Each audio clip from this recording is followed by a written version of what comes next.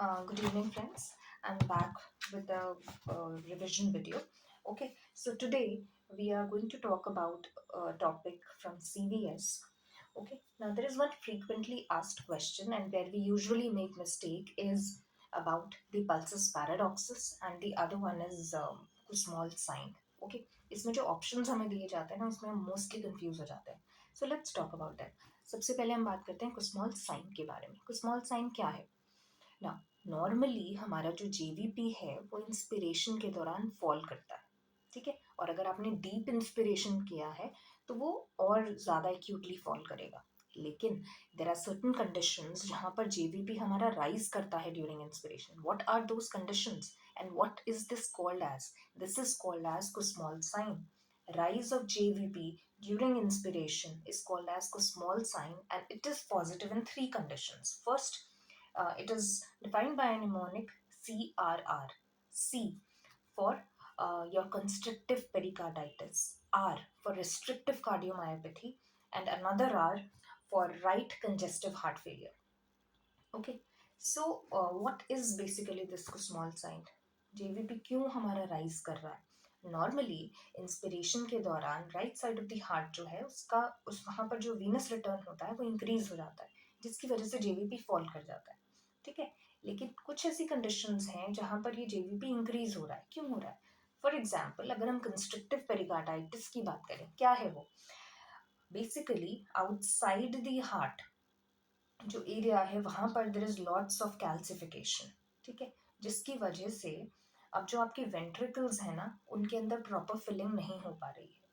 Ventricles are not able to fill properly, जिसकी वजह से जो वीनस रिटर्न इंस्पिरेशन के दौरान इंक्रीज्ड अमाउंट में वेंट्रिकल्स के पास आ रहा था वो अब नहीं जा पाएगा अच्छे से. तो that will give a pressure backwards to the jugular vein, जिसकी वजह से जेवीपी राइज कर जाएगा. ठीक है, तो this is one of the example of constructive pericarditis. Okay, तो कुस्मॉल साइन कंस्ट्रक्टिव पेरिकार्डाइटिस में होता है, रिस्ट्रिक्टिव कार्डियोमायोपैथी में हो रहा है. रिस्ट्रिक्टिव कार्डियोमायोपैथी में बेसिकली आपकी कार्डियक मसल्स जो हैं उनका फाइब्रोसिस हो रहा है. तो अगेन वही कि वेंट्रिकल्स फिल नहीं कर पाएंगे properly. And lastly the right congestive heart failure. Okay, तो इन तीनों कंडीशंस में we get Kussmaul sign. And then there is another condition which is pulsus paradoxus. Now, what happens? Normally जो हमारा systolic BP है वो इंस्पिरेशन के दौरान फॉल करता है 3 to 10 mm of HG. Okay. अब there are certain diseased conditions जहाँ पर हमारा जो ब्लड प्रेशर इंस्पिरेशन के दौरान है that falls more than 10 mm of HG. ठीक है, तो उसे हम कहते हैं pulses पैराडॉक्सिस. I'll explain you with an example. हमारे पास एक हार्ट है, basically there has been an injury to the chest जिसकी वजह से फ्लूइड कलेक्ट हो गया इन द पेरिकार्डियम. ओके, सो जिसको हम बेसिकली कार्डियक टैम्पोनेट के नाम से भी कहते हैं. एक तरीके से आप कह सकते हैं कि ब्लड का जो है कलेक्शन हो गया उस एरिया में. तो इसकी वजह से क्या होता है कि वो एक कंस्ट्रक्टिव फोर्स डालता है हार्ट के ऊपर. ठीक है, इस कंस्ट्रक्टिव फोर्स की वजह से व्हाट हैपेंस इज कि अगेन हमारे वेंट्रिकल्स जो है वो प्रॉपर्ली फिल नहीं कर पा रहे हैं. अब अगर वो फिल नहीं होंगे तो अब नाउ व्हाट विल हैपन? अब क्योंकि वो फिल नहीं हो पाएंगे तो अब इंस्पिरेशन के दौरान तो हमारा वीनस रिटर्न आ रहा था to the right side of the heart, increase हो रहा था. And at the same time on the left side what was happening कि जो हमारा left side of the heart है वहाँ पे वीनस रिटर्न जो था ब्लड फ्लो डिक्रीज हो गया था ड्यूरिंग इंस्पिरेशन.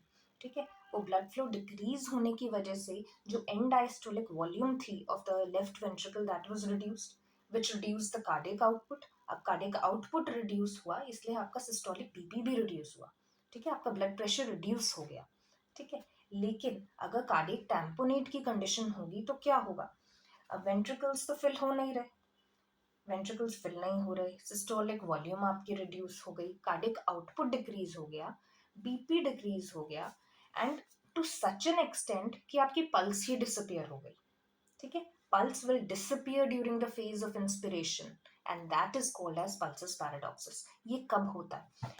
ये नॉर्मली तभी होगा जब आपका जो इंस्पिरेटरी और एक्सपिरेटरी बीपी का जो डिफरेंस है ना वो मोर देन 10 mm of HT होगा. Normally it's less than 10 10 mm of H D, लेकिन जब वो एक्सीड कर जाएगा उसको, तो क्या होगा कि आप पल्स आपकी फील नहीं होगी. ठीक है. They might be heart sounds, but pulse feel नहीं होगी. So that is a kind of a paradox कि हार्ट काम कर रहा है, हार्ट साउंड है, लेकिन पल्स फील नहीं हो रही. ठीक है. So that pulsus paradoxus is seen in your cardiac tamponade. ठीक है.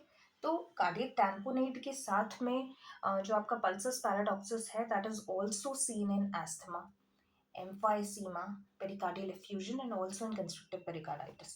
लेकिन जो आपका कुस्मॉल साइन है, that is in constrictive pericarditis and not in cardiac tamponade. Mark this point. Okay.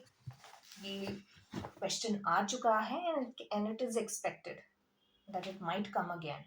Okay. तो इस पॉइंट को मार्क करिए कि कुस्मॉल साइन के लिए हमें सिर्फ 3 चीजें याद करनी है. That is your constrictive pericarditis, restrictive cardiomyopathy, and the third one is your congestive right-sided heart failure.